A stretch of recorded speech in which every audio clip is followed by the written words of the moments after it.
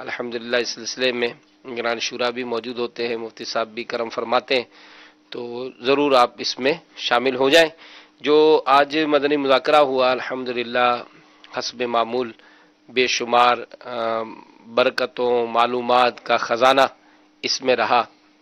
ابتداً ہی اگرچہ سوال مدنی منع نے ہی کیا تھا، لیکن ایک بات ذہن میں آئی کہ اس موضوع پر آپ سے کچھ کلام کیا جائے، زیادہ اچھا ہوتا ہے کہ جیسے مرنے کے بعد اٹھایا جائے گا، تو امیر اہل سنت نے اس کا جواب دیا کہ تو ہمارا بنیادی عقیدہ ہے۔ عقیدہ تو اب ایک بات ہے کہ عموماً اس معاملے میں وہی بے باکی کا دور ہے، تو میں اپنا ذہن بناؤں، امیر علیہ سنت نے بھی اس پہ کلام فرمایا، اور میں اپنے اولاد کا بھی ذہن بناؤں، کیونکہ ذرا بچے نے سوال کیا تھا، کسی نے اس کو بتایا ہی ہوگا، تو اس معاملے میں فکر آخرت کے لیے اور اعمال کا حساب ہوگا، قیامت کے دن جزا سزا کا معاملہ ہوگا، تو یہ احساس، یہ فکر، یہ ہمیں حاصل ہو جائے، ہمارے بچوں کو حاصل ہو جائے۔ جیسے بڑی وہ مشہور امیر علیہ سنت کے بیان میں جو حکایت بیان کرتے ہیں کہ وہ بچہ رو رہا تھا، اچانک رات کو اٹھ گیا، رونے لگا، تو اس سے باپ نے نصیحت حاصل کی۔ تو اس حوالے سے آپ کچھ فرمائیں۔ الحمدللہ رب العالمین والصلاة والسلام علی سید المرسلین۔ امیر سنت نے اس کا زیادہ طویل جواب تو عطا نہیں فرمایا، اور مختصر اور جامع جواب دیتے ہوئے آپ آگے بڑھے۔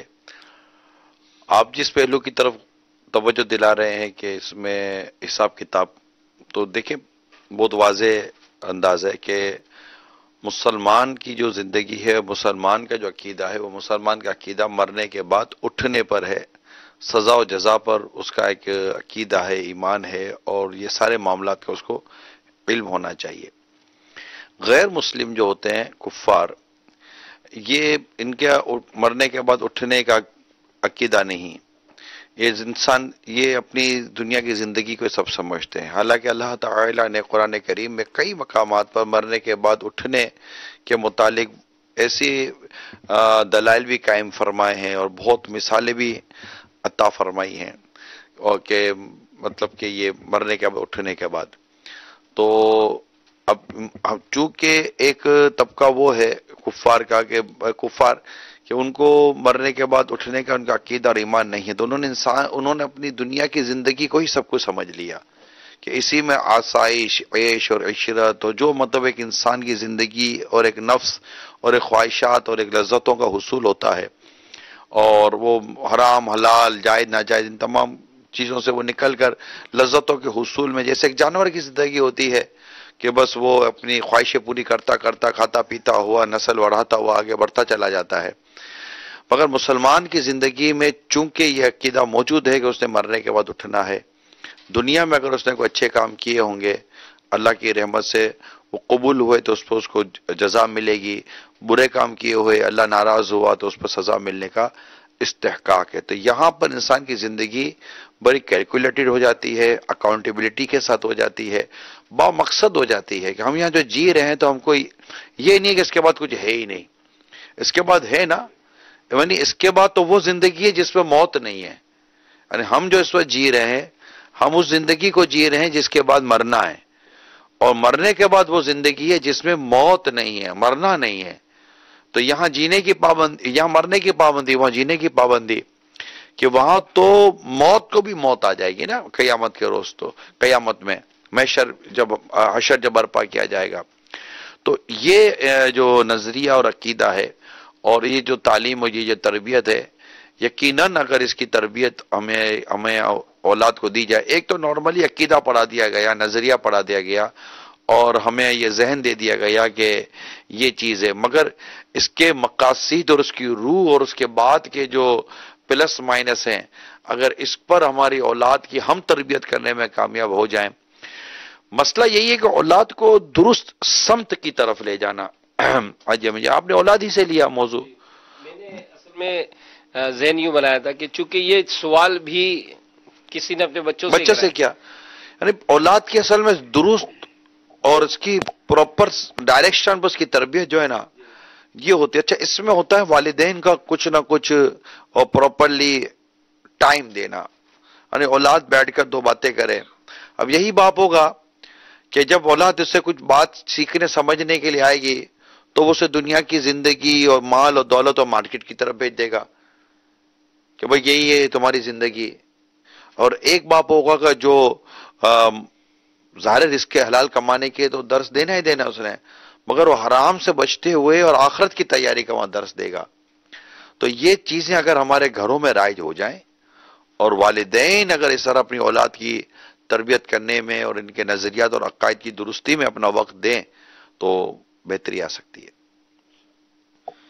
ساتھ ہی وہ ایک پراپر ایک ہمارا پرماننٹ موضوع بن جاتا ہے کہ سلام کا تلفظ اور وہ کلمہ نہیں آتا ہے. تو میں یہ سوچنے لگا کہ ایک بہت بڑی تعداد تو کلمہ سیکھ لیا کلمہ، اور سلام بھی درست ہو گیا، دہرائی بھی ہو رہی ہے، بار بار یہاں سے سنتے ہیں تو بھائی چلو اب ہم نے نماز بھی درست کر لی، کورس بھی کر لیا. تو یہ لگتا نہیں ہے کہ یہ اس طرح کا سن کر کوئی سوچتا ہو کہ یار یہ اب تو میرا کام پورا ہو گیا، میرا تو ہو گیا نا پورا. تو یہ تو سکھا رہے ہیں جو مدنی مذاکرے میں، انہوں تو کبھی نہیں کہا میرا کام پورا ہو گیا. علماء سیکھے ہوئے ہیں، انہوں نے کبھی نہیں کہا ہمارا کام پورا ہو گیا. تو جو سیکھے ہوئے انہوں نے کبھی نہیں کہا ہمارا کام پورا ہو گیا. منصب کیا ہے ہمارا؟ امر بالمعروف و نہی عن المنکر، یہ ہماری شرعی ذمہ داریاں ہیں، اور کئی صورتوں میں فرض، کئی صورتوں میں واجب، کئی صورتوں میں مستحب، اس کی الگ الگ صورتیں موجود ہے، کہیں ترک کی صورت بھی موجود ہے. اب یہ کہ کوئی یہ سوچے کہ مجھے آ گیا، تو یہ مجھے آ گیا، ایک تو یہ کہ آیا کتنا، یہ تو کسی تجربے کار سے بات کی جائے گی تو پتہ چلے گا کہ آیا کتنا. فار ایگزامپل آ گیا تو اول تو یہ کہ جتنا آیا اتنا آیا، بکیا نہ آیا. علم ان تلفظ کی درستی اور سلام کی درستی، سبحان اللہ ماشاء اللہ الحمدللہ، ان تلفظ کی درستی کی حد تک ہی تو دین اور اسلام کی تعلیمات محدود نہیں ہیں. اس کے علاوہ فرائض و واجبات اور مشتمل بے شمار علوم ہیں جو ہمیں نہیں سیکھے ہوئے ہوتے ایک تعداد نے. پھر اس کا سیکھنا، پھر سیکھتے سیکھتے سکھانا. اگر یہ نظام سکھانے کا بند ہو جائے تو دنیا میں تو سب کچھ پھر رہے گا کیا؟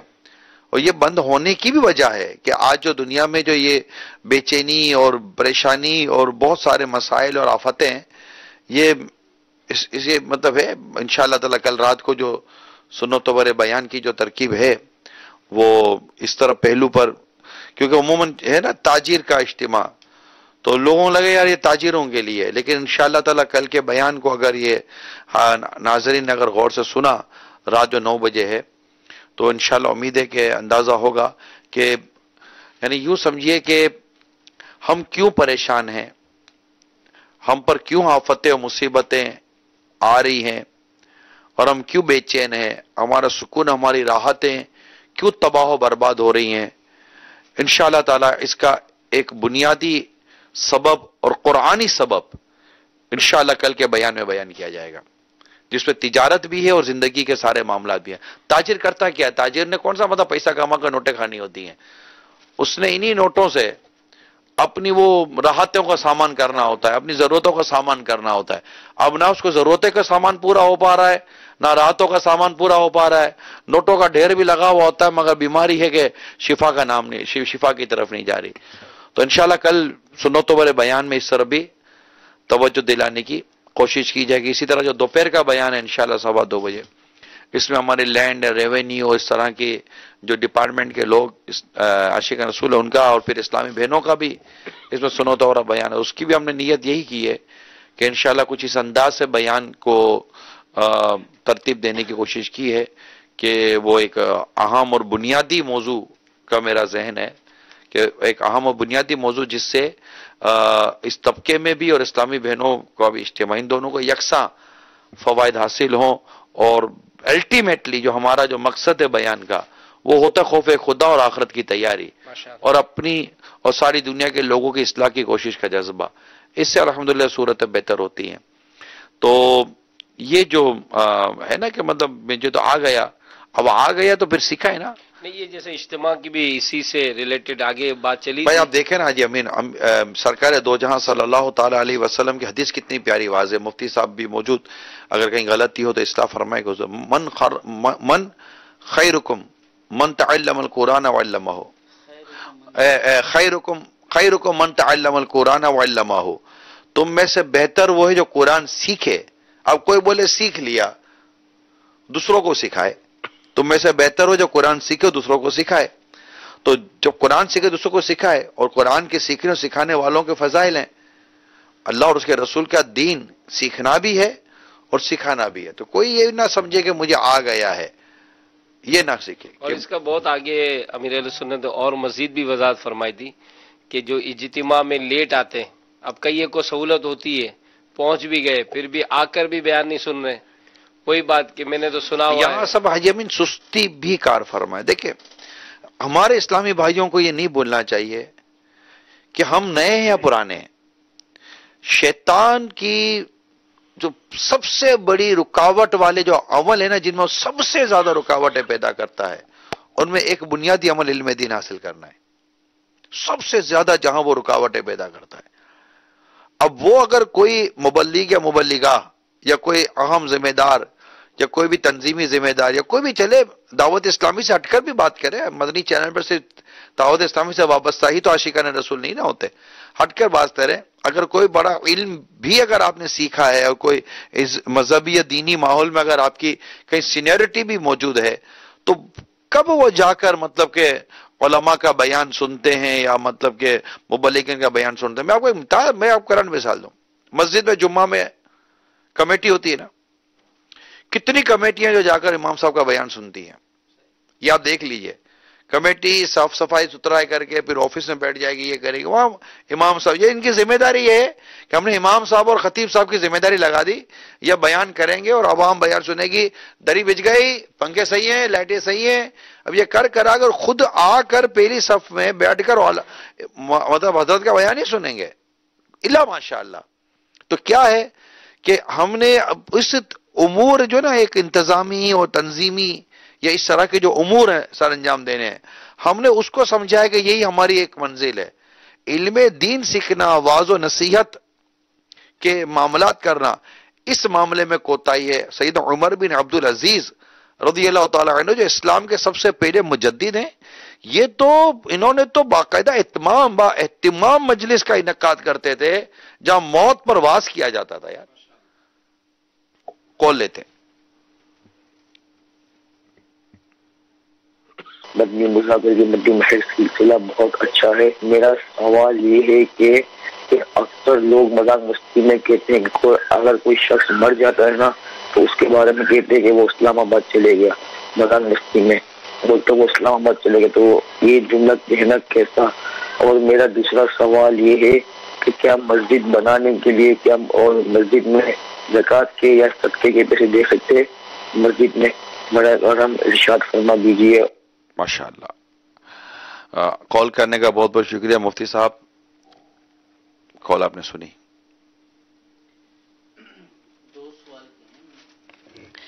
پہلا سوال یہ تھا کہ اسلام آباد چلا گیا.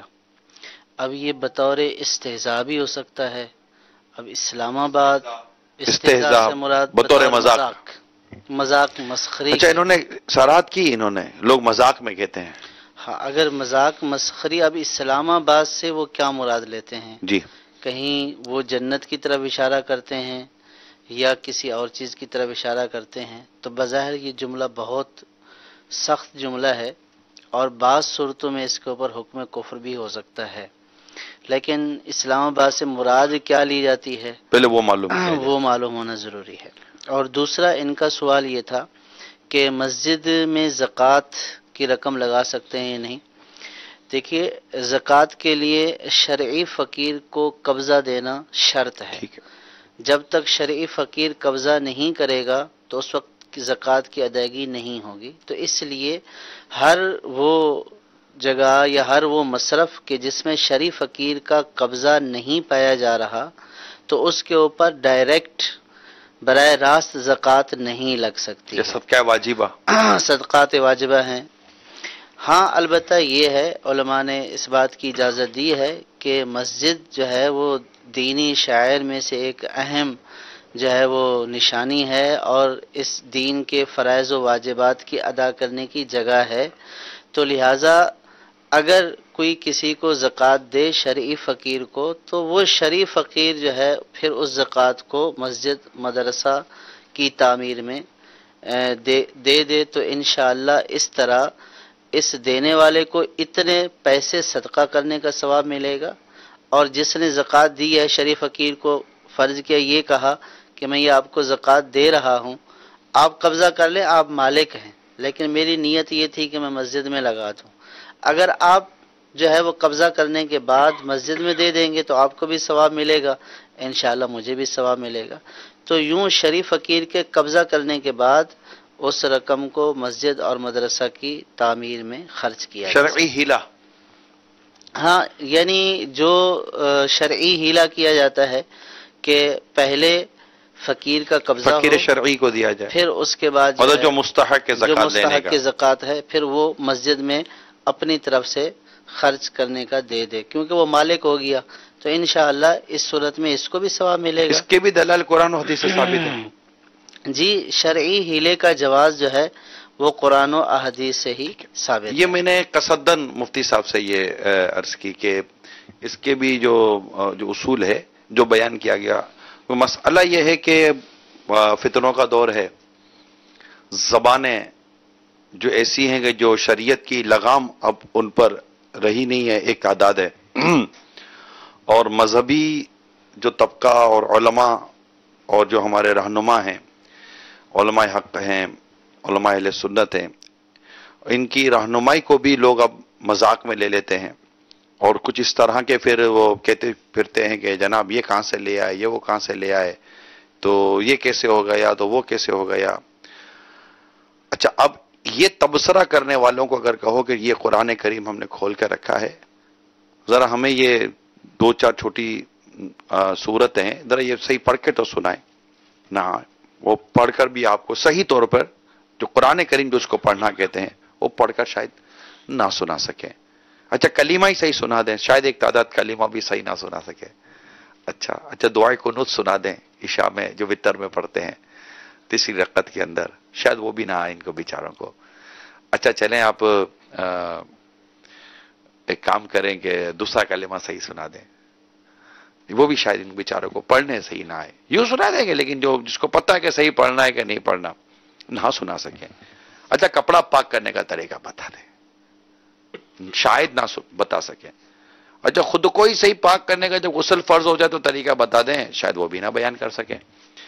یعنی اتنی لاپرواہی اور اتنی مطلب کہ کم علمی، اور اپنے ہی ذات کے بارے میں جن کا سیکھنا اس کے لیے فرض تھا، خود پاکی ناپاکی اور طہارت اور حرام اور حلال، قرآن اور نماز، اس کے حوالے سے جو بالکل بنیادی باتیں کہ جن کے بغیر عبادت ہی درست نہ ہو اور فرضی ادا نہ ہو، فرض بالکل فرض عین جس کو کہیں، بندے پر ذاتی فرض ہے وہ ادا نہ ہو، اس حد تک اس کی معلومات نہ ہو، اب وہ کہے کہ جناب یہ کون سا طریقہ، یہ کون سی بات لے کر آ گئے قرآن میں، یہ بھائی قرآن میں پڑھا کتنا ہے؟ اب قرآن تو دیکھ کر ہی پڑھنا نہیں آتا نا، تو قرآن پڑھا کتنا ہے؟ تو سوائے اس کے آپ کے پاس کوئی راستہ نہیں ہوتا کہ آپ علماء پر بھروسہ کریں، اور جو علماء اہل سنت پر آپ کو بھروسہ کرنا ہی پڑے گا، کیونکہ جب گوٹ پھنستی ہے تو پھر انہی کے پاس جانا پڑتا ہے۔ بیوی کا مسئلہ ہو، طلاق کا مسئلہ ہو، وراثت کا مسئلہ ہو، جنازے کا مسئلہ ہو، اور اس طرح کے کئی مسائل ہوتے ہیں، جانا انہی کے پاس پڑتا ہے، تو وہاں بھی بھروسہ ہی نہیں پر کرنا پڑتا ہے، اور الحمدللہ علماء ہوتے ہیں۔ مطلب کوئی آپ کسی بھی پروفیشن سے آپ کا تعلق ہے، اگر آپ نے 8 سال 10 سال 20 سال کسی بھی پروفیشن میں گزارے ہیں تو یہ بھی اپنے پروفیشن کے ماہر ہیں نا، انہوں نے بھی 10 سال 15 سال 20 سال 25 سال اپنے پروفیشن میں اپنے اس اہم ترین کام میں گزارے جنہیں علم دین کہتے ہیں، علماء کہتے ہیں۔ قرآن پڑھ کر، حدیثیں پڑھ کر، فقہ پڑھ کر انہوں نے یہ مسائل بیان کیے ہیں۔ یہ تو ہمارے محسن ہیں، ہمیں کہہ دیتے کہ یہ ناجائز ہے، یہ ناجائز ہے، ایک آدھ عبارت پڑھ دیں گے، آپ بولو کیسے؟ اب جن قرآن کریم کے آیات اور جن حدیثوں کو سامنے رکھ کر جن فقہا نے ایک حکم شریعت بیان کیا، یہ ہمیں اس طرف کہاں لے کے جا رہے ہیں؟ ہمیں تو آسانی کر رہے ہیں کہ ہمیں 2 منٹ کے اندر اندر انہوں نے جواب دے دیا اور ہمیں ان پہ یقین کرنا تھا۔ تو یہ ہمارے علماء الحمدللہ یہ ہمارے رہنما ہیں، اور ان کے پیچھے چلنا چاہیے، اور ان کی باتوں پر یقین کرنے والا ہی ہمارا مزاج ہونا چاہیے۔ اب اسی طرح جو میں نے ابھی عرض کی نا، بس سمجھے کہ اس طرح کے ملے جلے جذبات کو لے کر انشاءاللہ تعالی ہم سلسلہ کر رہے ہیں یہ امت کے رہنما انشاءاللہ. اس میں میری بھی حاضری ہے، مفتی قاسم صاحب کی بھی اس میں شرکت ہے، اور رکن شورا حاجی عبدالحبیب کی بھی شرکت ہے. انشاءاللہ ہم تینوں ہوں گے، آپ کی کولیں ہوں گی، اور یہ سلسلہ ہوگا. اگر سلسلے کا تشریح مدنی گلدستہ تیار ہو تو ہاں تو یہ بھی ذرا دکھا دیں. اس میں ایک جی جو آپ مفتی صاحب فرما رہے تھے، اب لوگوں کی جہالت کا یہ عالم ہے. ایک مرتبہ دارالفتاح میں دارالفتاح اہل سنت میں ایک شخص آیا، نماز کے کسی مسئلے کے اوپر بحث کرنے لگا جی، اچھا کہ بھئی یہ بخاری شریف میں یہ موجود ہے. اس کو علماء نے سمجھایا کہ بھئی ایسی کوئی بات نہیں ہے، کہ نہیں بخاری شریف میں ہے. تو میں بھی وہاں پہ موجود تھا. میں نے احادیث کی 2-3 کتابیں، مسلم شریف، بخاری شریف، ترمذی شریف، اس کے سامنے تینوں کتابیں رکھ دی. میں نے کہا آپ بخاری اٹھائیں، یہ کتابیں رکھی ہوئی احادیث کی جس میں بخاری شریف بھی ہے، آپ بخاری شریف اٹھا کر وہ حدیث دکھا دیں. اب اس کو یہ پڑھنا بھی نہیں آ رہا کہ بخاری کس کے اوپر لکھا ہوا ہے، کون سی کتاب جو ہے وہ بخاری ہے. وہ کبھی مسلم کو اٹھائے، کبھی بخاری کو اٹھائے، کبھی ترمذی کو اٹھائے. کہہ رہے نہیں میں نے جو ہے وہ پڑھا ہوا ہے، سنا ہوا ہے. اچھا وہ بحث ہی اس کے اوپر کر رہا تھا کہ سنی سنائی کے اوپر جو ہے یقین نہیں کرنا چاہیے اور پھر جو ہے اس کو پھنس گیا. اسی طرح کور کر رہا ہوگا پھر. جی اب اس کو پتہ ہی نہیں ہے کہ بخاری شریف سامنے رکھی ہوئی ہے، کون سی حدیث ہے. بس اس کی ذہن میں جو چیز اٹک گئی ہے جہالت کی، وہ اسی جہالت کے اوپر قائم ہے اور اس سے ہٹنے کو بھی تیار نہیں ہے. یہ انداز اس پر مجھے وہ ایک بڑا وہ ہے نا واقعہ میں سناتا ہوں، بڑا ایک پرلطف واقعہ ہے مفتی صاحب.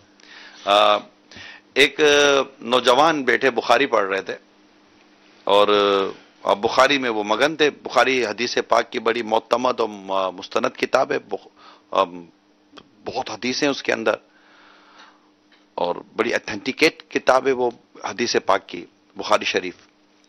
وہ بخاری شریف کا مطالعہ کر رہا تھا طالب علم. وہاں سے ایک وہ جنٹلمین ٹائپ کا نوجوان گزرا، کسا جیسے عموماً ہمارے جن کو دنیا کی تعلیم کا زیادہ بھوت چڑھ جاتا ہے، ویسا ایک شخص گزرا. اس کو دیکھا، مولانا کیا کر رہے ہو؟ تو اس نے دیکھ کر کہا بخاری پڑھ رہا ہوں. بخاری پڑھ رہے ہو؟ دنیا چاند پر چلے گئی تم بخاری پڑھ رہے ہو؟ کیا کہا؟ دنیا چاند پر چلی گئی تم بخاری پڑھ رہے ہو؟ اس نے پھر دیکھا، کہا تم چاند پر گئے ہو؟ نہیں میں نہیں گیا. تم نے بخاری پڑھی ہے؟ کہا نہیں پڑھی. کہا تم سے تو اچھا ہونا، تم سے تو اچھا ہو، تم نے دونوں کام نہیں کیے. میں ایک کام تو کر رہا ہوں، بخاری تو پڑھ رہا ہوں. تو یہ ہوتا ہے. تو اب آتا جاتا کچھ نہیں، اس لیے تبصرے کرنے ہوتے ہیں. تو یہ درست نہیں ہے، واقعیتاً درست نہیں ہے. اچھا خود تو ان کا دماغ ہوتا ہے یہ بیچاروں کا وہ کمزور اور کم علمی کی وجہ سے، مگر وہ اتنی مطلب کہ وہ لکھ کر یا بول کر ایسا کام کر رہے ہوتے ہیں اور امت کو اتنا مطلب کہ وہ راستے سے ہٹا رہے ہوتے ہیں، کیونکہ علم کی کمی بہت ہے نا. مدنی مذاکروں میں کتنا بولتے ہیں، مدنی مذاکروں میں آئیے، مدنی مذاکروں میں آئیے اور علم دین کا فیضان پائیے، مدنی مذاکروں میں آئیے علم دین کا فیضان پائیے. لیکن مدنی مذاکرے نہیں، مدنی چینل نہیں، علماء کی صحبت نہیں، اور تعلیمی اداروں میں ایسی کوئی بظاہر خاص کوئی ایسی تعلیم اور تربیت کا کوئی سلسلہ نہیں ہے. اور باقی کہیں کورسز یا پروفیشن یا ورکشاپ میں چلے جائیں تو وہاں بھی اس طرح کی کوئی چیزوں کا نہیں ہے. اور دین سے دوری اور دین کی باتیں کرنے والوں سے دوری کا ایک عجیب و غریب مطلب کہ مزاج اپنے بام عروج پر ہوتا ہے. ان حالات کے اندر اس طرح کی کمزور بات کر دینا، جبکہ خود ہی وہ بیچارہ مطلب کہ جہالت پر مبنی بات کر رہا ہو اور کتنا اس سے فتنہ بڑھتا ہوتا ہو. تو ہم انشاءاللہ پیر کو سلسلہ کر رہے ہیں. آئیے اس کا مدنی گلدستہ دیکھتے ہیں. علماء کرام مومنین سے 700 درجے بلند ہوں گے. جو علم کی تلاش میں کسی راستے پر چلتا ہے، اللہ تعالیٰ اس کے لیے جنت کا راستہ آسان فرما دیتا ہے. علم سے سیراب ہونے والوں کا درجہ تو دیکھیے، ان کے اوپر اگر کوئی مرتبہ ہے تو وہ انبیاء کرام علیہ الصلوۃ والسلام ہی کا ہے. دنیا اور آخرت کی بھلائی علم کے ساتھ ہے، اور دنیا اور آخرت کی برائی جہالت کے ساتھ ہے۔ آئیڈیل یہ ہے کہ 500 افراد کے لیے ایک ڈاکٹر ہو، اس کیلکولیشن کے برابر کی کیلکولیشن علماء کے اعتبار سے بھی ہونی چاہیے۔ میں کہتا ہوں علماء کی قلت ہے، اس کو سمجھیے۔ کتنی بڑی سعادت ہوگی اس والد کے لیے کہ جس کا بیٹا عالم دین بننے کے بعد کوئی کتاب لکھ دے۔ علماء ہی ہمارے لیے مطلب چراغ ہیں، یہ چراغ جتنے زیادہ جلیں گے نا روشنی اتنی بڑھتی چلی جائے گی۔ کچھ ایسی تعلیم یافتہ بچے بن جاتے ہیں دنیاوی طور پر کہ جن سے بات کرتے ہوئے ماں باپ ڈرتے ہیں، لیکن اگر بیٹا عالم دین بن جائے تو وہ اپنے ماں باپ سے ادب اور احترام کے ساتھ بات کرتا ہے۔ میٹرک کے اندر میں فیصل آباد میں پوزیشن ہولڈر تھا اور مجھے کئی کالجز کی طرف سے اسکالرشپ کی آفر تھی۔ والد صاحب کو بھی ہمارے جو علاقائی نگران تھے، جب پوزیشن ہولڈنگ کا پتہ چلا نا تو انہوں نے کہا کہ آپ کے بیٹے ماشاءاللہ ذہین، اگر یہ عالم بن جائے نا تو یہ دین کی بڑی اچھی خدمت کر سکتے ہیں۔ آپ دیکھیے کہ آپ کا کون سا بیٹا انٹیلیجنٹ ہے، پلیز اس کو اٹھائیں دنیا سے اور ڈال دیں دین کی۔ فیملی میں ایک عالم دین تو ہونا چاہیے۔ حقیقت ہے کہ ایک شہر میں 1 یا 10 عالم بھی کبھی کفایت نہیں کر سکتے۔ گھر بیٹھ کے کبھی سوچتے ہوگے نا یار ہم سے بھی تو کوئی کام لے لو، ہم دین کا کیا کام کریں، اب اپنے بچوں کو عالم بنائیں۔ دیکھیے سلسلہ امت کے رہنما 11 دسمبر بروز پیر رات 8:30 بجے۔ اس سلسلے میں نگران شورا حاجی عمران اتاری، مفتی محمد قاسم اتاری اور رکن شورا حاجی عبدالحبیب اتاری شرکت فرمائیں گے۔ براہ راست ٹیلی کاسٹ مدنی چینل پر۔ صلو علی الحبیب صلی اللہ تعالی علی محمد۔ جی کال لیں مفتی صاحب، جی کال لیں۔ السلام علیکم ورحمۃ اللہ وبرکاتہ۔ وعلیکم السلام ورحمۃ اللہ وبرکاتہ۔ آج باپا نے جو ہمیشہ کلمہ پڑھنے کے لیے ترغیب دلایا، اس سے ہمیں کتنا بڑے۔ میں قبر اندھیری میں گھبراؤں گا جب تنہا، امداد کرنے آ جانا یا رسول اللہ۔ لائے کوئی میرا باپا جیسے ڈھونڈ کر جو ہر چیز کا ترغیب دلاتے ہیں، ہر امت کا رہنمائی کے لیے لائے کوئی دنیا سے ڈھونڈ کر، کوئی دنیا کی چھپا سے ڈھونڈ کر ایک باپا میرا جیسے لے کے آئے۔ ماشاءاللہ آپ کے جذبات 100 کروڑ شاید بنگلہ دیش سے کال لگ رہی تھی مجھے، اور یہ واقعی آپ نے شاید ہو سکتا ہے کہ اس کو میں نے جملہ لکھا تھا کہ وہ جو وارڈ کا عرب ہمارا سے کال تھی، مگر ہمارے بنگال اسلامی بھائی لگ رہے یہ تو کیا، بنگلہ باشی اسلامی۔ میں نے امیر علیہ سنت نے اس ٹائم پہ جو بات چلی تھی نا، وہ جو وارڈ بوائے ہوتا ہے اس نے جو کہا تھا کہ اتنا عرصہ ہو رہا ہے، اب میں دیکھ رہا ہوں کہ اگر کوئی مر رہا ہے تو گالیاں بکتے مرتے ہیں، گانے بولتے گانے کلمہ پڑھ کر کلمہ ایک کا بارے میں بتایا کہ وہ درود پاک پڑھتے پڑھتے اس کا انتقال ہوا۔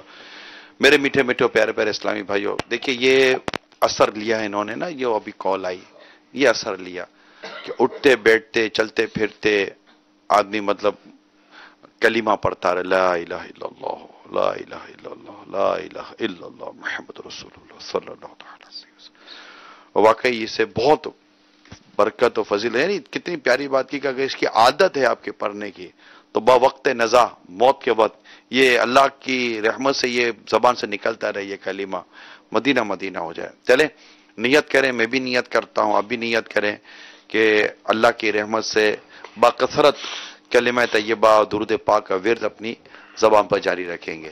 ماشاءاللہ دیکھیں یہ بھی مدنی مذاکرے کی مدنی مہک ہے، ایک مطلب کتنا پیارا اثر قبول کیا ہمارے اسلامی بھائی نے۔ بات اگرچہ اس اعتبار سے کہ یعنی کہ خفیف کلمہ ہے لا الہ الا اللہ محمد رسول اللہ زبان پر، یعنی بہت ہلکا ہے، لیکن جو اس کا اثر ہے کہ بندہ اگر اس کی عادت بنا لے اور بوقت انتقال جب بندے کا کلام کثرت سے ہوتا ہے، بکثرت ایک کلام کرتا ہے، تو بے ہوشی کے عالم میں اٹھتے بیٹھتے تو اس کو وہی یاد ہوتا ہے اور وہ اسی کا ذکر کرتا ہے۔ تو یہ کتنا مطلب پیارے انداز میں امیر اہل سنت نے ترغیب بھی دلائی اور ایک طریقہ بھی بتایا کہ اگر آپ اس کا اپنے جو ہے وہ اٹھک بیٹھک میں چلنے پھرنے میں اس کو جاری کریں گے تو یہ آپ کی روٹین کے معاملات میں آ جائے گا، اور جب یہ آپ کی روٹین کے معاملات میں آ جائے گا تو پھر یہ آپ کی زبان کے اوپر جو ہے وہ بے خودی میں بھی جاری ہو جائے گا۔ اور یہ واقعی اگر ہم اپنی عادت بناتے ہیں اٹھتے بیٹھتے، اور امیر اہل سنت کو اس معاملے میں دیکھا ہے کہ اگر نماز جب مکمل ہو گئی اور اٹھ رہے ہیں تو دیکھا ہے کہ لا الہ الا اللہ، گاڑی میں بیٹھتے ہوئے بھی کلمہ شریف کا ورد اس طرح سے تو اللہ کرے کہ یہ مدنی پھول ہم قبول کریں اور اس کو پڑھنے کی عادت بنائیں، تو انشاءاللہ امید ہے کہ بوقت نزا بھی یہ کلمہ شریف ہمارا زبان پر جاری ہو جائے گا انشاءاللہ۔ اللہ کریم ہم سب کو اس کلمے کا کثرت کے ساتھ ورد کرنے کی توفیق عطا فرمائے، آمین۔ اور وہ ہے نا مفتی صاحب حدیث پاک کیا ہے، جس کا آخری کلمہ ہو لا الہ الا اللہ ہو تو وہ جنت میں داخل ہوگا۔ سبحان اللہ۔ تو یہ کلمے کا ورد اللہ کریم ہم سب کو جاری رکھنے کی توفیق عطا کرے، اٹھتے بیٹھتے یہ کلمہ ہم پڑھتے رہیں، انشاءاللہ تعالی بہت اس کے فوائد حاصل ہوں گے۔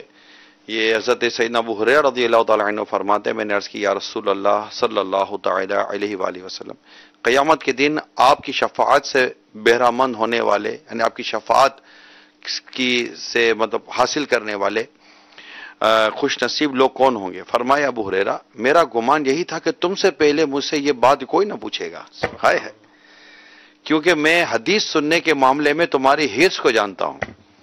قیامت کے دن میری شفاعت پانے والا خوش نصیب وہ ہوگا جو صدق کے دل سے، یعنی سچے دل سے لا الہ الا اللہ کہے گا۔ سبحان اللہ۔ کتنی دیکھیں یہ پیاری روایت ہے۔ اور حضرت سیدنا زید بن ارقم رضی اللہ تعالی عنہ سے روایت ہے، نبی پاک صلی اللہ تعالی علیہ وآلہ وسلم نے ارشاد فرمایا، جس نے اخلاص کے ساتھ لا الہ الا اللہ کہا وہ جنت میں داخل ہوگا۔ عرض کیا گیا اخلاص سے کیا مراد ہے؟ فرمایا اس کا اخلاص یہ ہے کہ تم اللہ کی حرام کردہ چیزوں سے دور رہو۔ سبحان اللہ۔ اور ایک حدیث پاک میں ہے کہ اپنے ایمان کی تجدید کر لیا کرو۔ عرض کی یا رسول اللہ صلی اللہ تعالی علیہ وسلم، اپنے ایمان کی تجدید کیسے کیا کریں؟ فرمایا لا الہ الا اللہ کثرت سے پڑھا کرو۔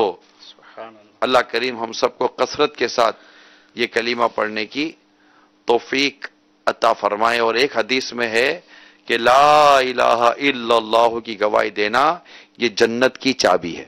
سبحان اللہ۔ ماشاءاللہ۔ کال چلائیے۔ ہند کے سر ویراول سے بول رہا ہوں، میرا نام جاوید ہے۔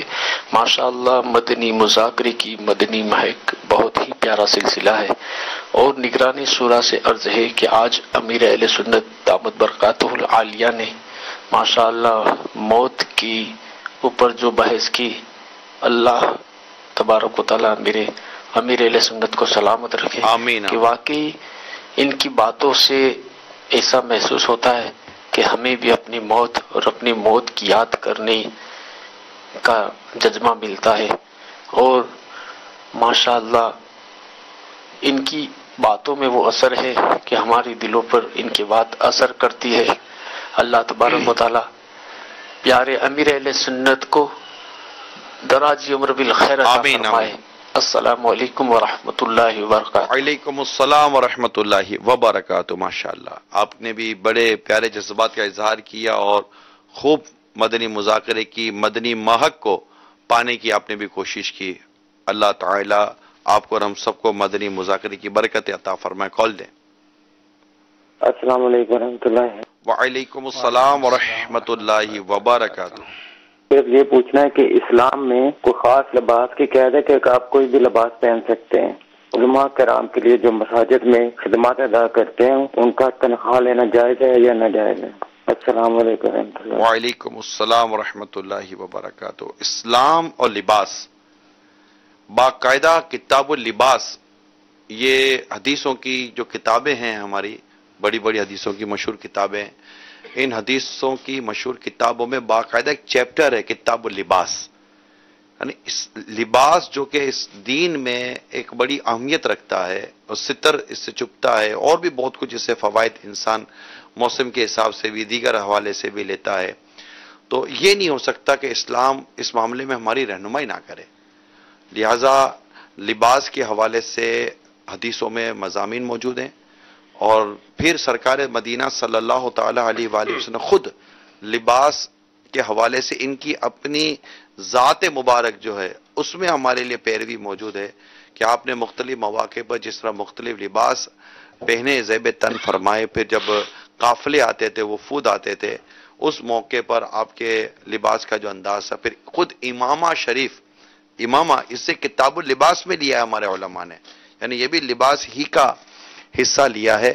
تو پھر لباس کے متعلق اگر آپ کو تفصیل معلومات لینی ہے تو میرا مشورہ ہے کہ باہر شریعت کے 16ویں حصے میں لباس کا بیان ہے، اس میں لباس کے حوالے سے احتیاطیں، سنتیں، آداب، پھر شاید 101 مدنی پھول یا 163 مدنی پھولوں میں بھی دیکھیں، شاید اس میں بھی لباس کے حوالے سے ہو۔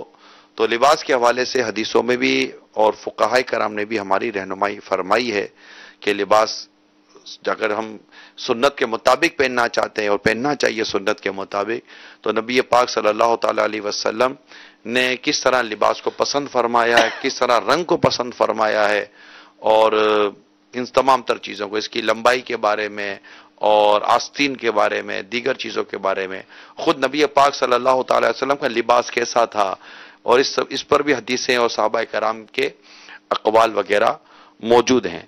تو بالکل لباس کے حوالے سے الحمدللہ ہمارا اسلام، ہمارا دین ہماری رہنمائی فرماتا ہے، جس کے لیے میں نے آپ کو عرض کی کہ باہر شریعت کے 16ویں حصے کو آپ اس میں ضرور دیکھیے۔ صلو علی الحبیب صلی اللہ تعالی علی محمد۔ امام کی تنخواہ کے حوالے سے مفتی صاحب، امام کا تنخواہ لینا جائز ہے؟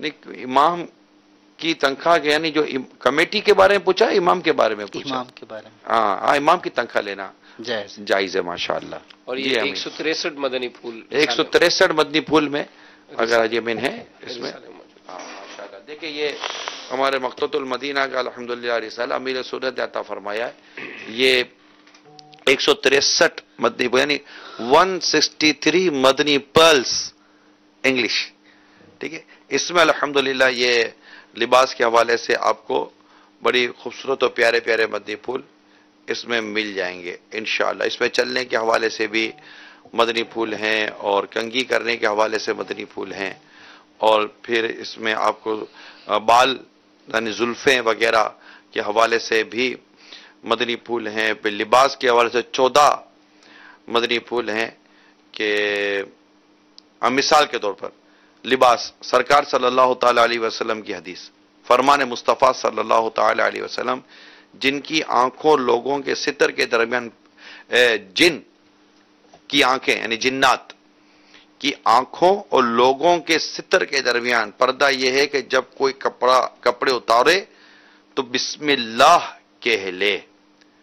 تو پھر اس کی شرح بھی لکھی ہے، اور اس کے علاوہ اور بھی الحمدللہ حدیثیں لکھی ہے، وہ مدنی پھول لکھے گئے ہیں۔ تو یہ انشاءاللہ آپ یہ لے لیں اور اس سے فائدہ حاصل کریں۔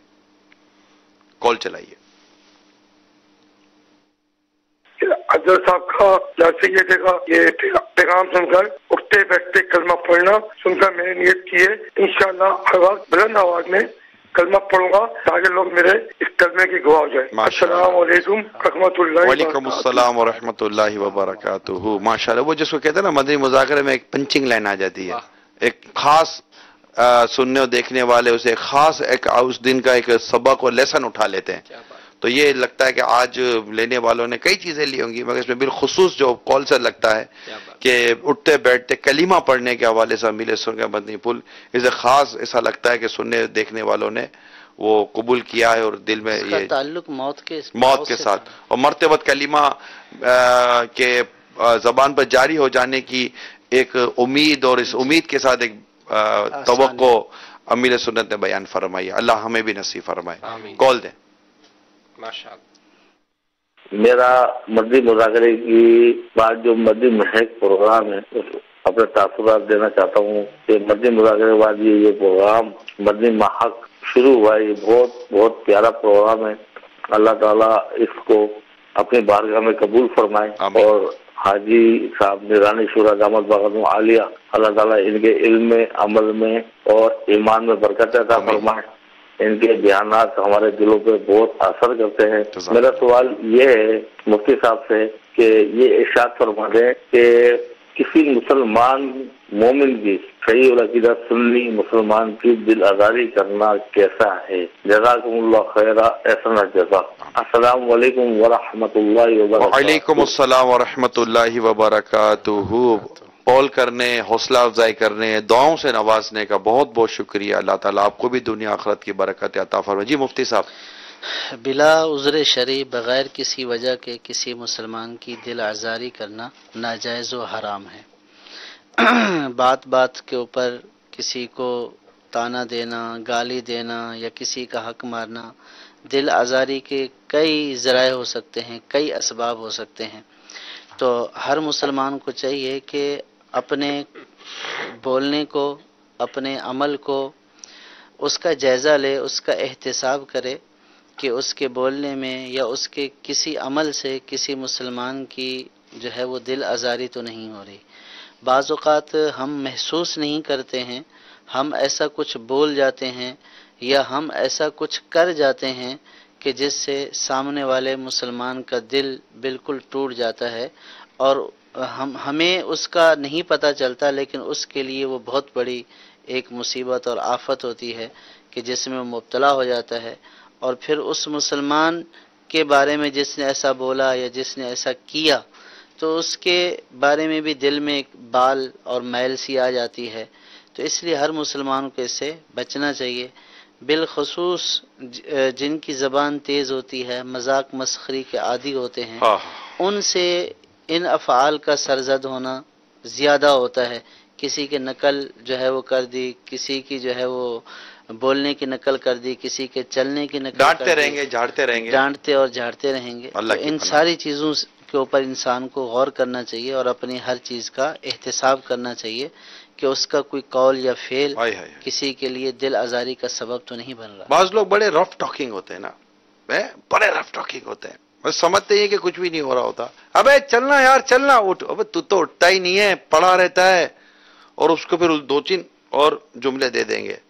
अच्छा कोई बाथरूम में जाएगा और फिर अब निकल, अब वो जो करेंगे ना, अच्छा 4 आदमी 10 आदमी आगे पीछे देख रहे हैं। अच्छा बाद का अंदर में जो होता है उसके, चलो जो कर रहा है ना उसकी नजर में हो सकता है इसकी कोई इज्जत हो या ना हो, मगर 4 आदमी जो साइड में खड़े होते हैं उसकी नजर में उनकी बड़ी इज्जत होती है। वो जो भी हरकतें कर रहे होते, समझ आ रही क्या कर रहे होते हैं, कितना खाएगा, पेट फट जाएगा, खड़ा हो जाए, सबके सामने उसको ये करेंगे। तो ये चीजें बाज़ औक़ात आप समझते हैं कि हम मजाक में कर रहे होते हैं और वो असर होता है, वो खिसियानी बिल्ली है बेचारा, वो क्या, वो मतलब खिसियानी हंसी कहेंगे, यानी वो क्या करेगा, वो आपसे, आप तो बदतमीज आदमी हो ना, आप तो बदतमीज हो, इतनी बड़ी आपकी जबान है, आपको कुछ भी बोलेगा तो आप इसको और झाड़ोगे, इसकी और बेइज्जती करोगे, इसकी और इज्जत के जनाजा निकालोगे, और आपसे जो तकलीफ पहुंच रही होगी अल-अमान वल हफीज। मैं हदीस सुनाता हूं, मेरे सामने किताब है तकलीफ ना दीजिए। एक मरतबा रसूल अकरम सल्लल्लाहु तआला अलैहि वसल्लम ने साहबा किराम अलैहिम रिदवान से फरमाया, क्या मैं तुम्हें अच्छे बुरों की खबर ना दूं? सब खामोश रहे। 3 बार यही फरमाया कि क्या तुम्हें अच्छे और बुरों की खबर ना दूं? तो एक शख्स ने अर्ज की, जी हां या रसूल अल्लाह सल्लल्लाहु अलैहि वसल्लम, हमें हमारे बुरों भलों की खबर दीजिए। फरमाया, तुम्हारा भला वो शख्स है जिससे खैर की उम्मीद की जाए और इसके शर से अमन हो, और तुम्हारा बुरा वो शख्स है जिसे खैर की उम्मीद ना की जाए और इसके शर से अमन ना हो। मुफस्सिर शेर हकीमुल उम्मत मुफ्ती अहमद यार खान रहमतुल्लाह ताला अलैह हदीस पाक के हिस्से कि जिससे खैर की उम्मीद की जाए और उसके शर से अमन हो के तहत फरमाते हैं, यानी कुदरती तौर पर लोगों के दिलों में उसकी तरफ से इत्मीनान हो कि यह शख्स किसी को तकलीफ नहीं देता, हो सकता है तो खैर ही करता है। जिससे खैर की उम्मीद ना की जाए और उसके शर से अमन ना हो के तहत मुफ्ती साहब फरमाते हैं, यानी कुदरती तौर पर लोग उसे डरते हो कि यह शख्स खतरनाक है, इससे बचो, इससे खैर ना पहुंचेगी, शर यानी बुराई पहुंचेगी। तो ये बड़ा वाज़े तौर पर है। बड़ी मशहूर हदीस एक सुना देता हूं कि नबी पाक सल्लल्लाहु ताला अलैहि वसल्लम ने इरशाद फरमाया कि यानी हर मुसलमान का खून, माल और इज्जत दूसरे मुसलमान पर हराम है। अल्लाह ताला हम सबको अमल के तौफीक दे और मदनी मुज़ाकरे हम पाबंदी के साथ देखें इंशाअल्लाह तबारक व तआला। इससे देखें कितने प्यारे प्यारे मदनी پھول ملتے ہیں، کیسا مدنی ذہن. قول خود بتا رہی ہیں کہ دیکھنے سننے والوں کو کس قدر اس سے فوائد حاصل ہو رہے ہوتے ہیں. یہی نہیں آج تربیتی اجتماع جاری ہے، اور آج امیر علیہ سنت نے مسجد کے آداب، حالانکہ بظاہر یہ نہیں داڑھی والے امامے والے، لیکن مسجد میں آتے ہیں تو ان کو بھی اس معاملے میں ڈسپلن سکھایا جاتا ہے. جی اور ایک بڑا زبردست اس کے کچھ مدنی پھول جو ہے وہ آج مسجد کے آداب کے حوالے سے بیان ہوئے. اور اسی طرح جب چھٹیوں کو فائدہ اٹھانے کے حوالے سے مدنی قافلوں کا ذہن بنا، تو میں مدنی چینل کے ناظرین کو بھی ضرور کہوں گا کہ 23، 24، 25 دسمبر جو یا 22، 23، 24 کر لیں، تو یہ دونوں آپشن ہیں. اور آج ہم نے امیر علیہ سنت کی جو ایصال ثواب کی جو دعا ہے، تو اس میں بھی ہم نے دیکھا کہ امیر علیہ سنت نے ان اسلامی بھائیوں کو کہ جنہوں نے ان 3 دنوں کی نیت کی ہے، تو ان کو بھی یہ تحفہ جو ہے وہ عطا فرمایا ہے. تو ضرور بھی ضرور آپ نیت کریں، اور آج سے ہی اگر اس کی تیاری بھی شروع کر دیں، جو آپ سے تعلق رکھنے والے ملنے والے ہیں ان کو راضی کریں، تاکہ وہی بات جو شروع میں ہم نے سیکھی تھی کہ کئی ایسی باتیں جو ہم کو نہیں پتہ ہوتی، مدنی قافلوں میں سفر کر کے سیکھنے کا ایک ذریعہ، بہترین ذریعہ ہے. تو انشاءاللہ اس سے فائدہ ہوگا. انشاءاللہ. کال جائے کہ بہت دل خوش ہوا حضرت عمران اتاری خلمہ باری کو دیکھ کے بہت دل خوشی ہوئی. ان کا میں نے آج بیان سن رہا تھا شوہر کو کیسا ہونا چاہیے، وہ سن کے میرے کو بہت یعنی کہ امپریس ہوں، اور میں انشاءاللہ کوشش کروں گا کہ آئندہ ان کی باتوں پہ عمل کروں. السلام علیکم ورحمۃ اللہ وبرکاتہ. وعلیکم السلام ورحمۃ اللہ وبرکاتہ. حوصلہ افزائی فرمانے کا، دعائیں دینے کا بہت بہت شکریہ. اللہ کریم ہم سب کو بے حساب مغفرت سے نوازے. آمین. کال چلائیے. کیا قرآن پاک اگر منہ میں چھالیا یا چنگم یا ٹافی کچھ ایسی چیز ہے تو کیا منہ میں رکھ کے قرآن پاک پڑھنا یہ جائز ہے یا نہیں؟ جی مفتی صاحب. اگر منہ میں چلغم، چھالیا اس طرح کی چیزیں ہیں تو قرآن پاک کا پڑھنا بے ادبی ہے اور صحیح طریقے سے پڑھا بھی نہیں جائے گا. ٹھیک. تو اس لیے منہ صاف کر کے قرآن پاک کے ادب کا لحاظ کرتے ہوئے قرآن پاک کی تلاوت کرنی چاہیے. جی ماشاءاللہ. کال چلائیے.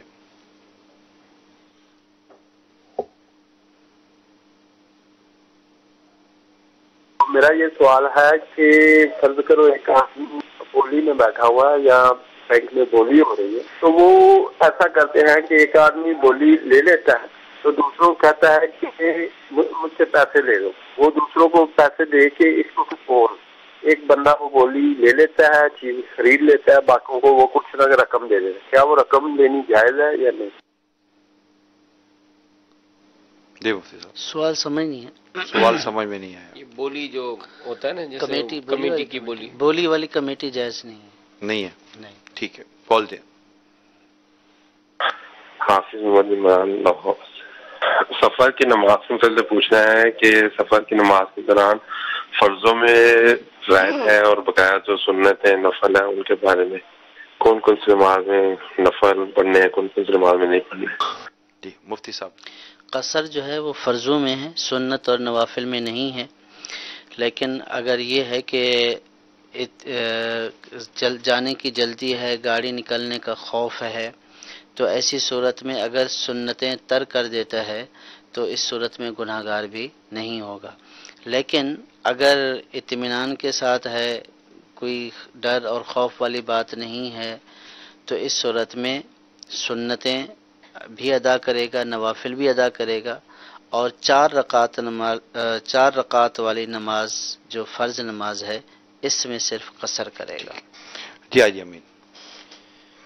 آخر میں جو وقت کی پابندی کے حوالے سے بیرون ملک کا بھی تذکرہ ہوا اور کمپیریزن دیا گیا کہ دنیاوی لحاظ سے تو آپ نے کئی مثالیں دی کہ جانے والا تو یہاں تک چلا جاتا ہے کہ پارکنگ میں جا کر سو جاتا ہے. تو دنیاوی لحاظ سے تو یہ ساری ایکٹیویٹی ہوتی ہے، اور دینی لحاظ سے جماعت کی پابندی لے لیں یا اجتماعات میں لے لیں، نیکیوں کی طرف ایک دوڑ لگے اور کریں.